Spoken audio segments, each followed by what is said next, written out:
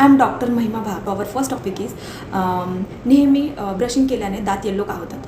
तर सर्वात प्रथम ब्रशिंग केल्याने दात साफ होतात, पण दातावरचे जे येलो स्टेन आहेत ते साफ होत नाहीत. येलो स्टेन कशाचे असतात, जसे की हार्ड स्टेन, डीप स्टेन असतात. चहा, कॉफी, तंबाखू याचे आपल्या डीप स्टेन पडत असतात. ते डीप स्टेन हे ब्रशिंग केल्याने निघत नाहीत. दुसरी गोष्ट म्हणजे जसं जसं आपलं एज वाढते तसं तसं इनॅमलची लेअर कमी होत असते. इनॅमलची लेअर कमी झाली किंवा तो इनॅमल थिन झाला तर दाताच्या मधली जी डेंटिनची लेअर आहे ती एक्सपोज होते आणि ती येलो कलरची असते, त्याच्यामुळे पण दात येलो दिसतात.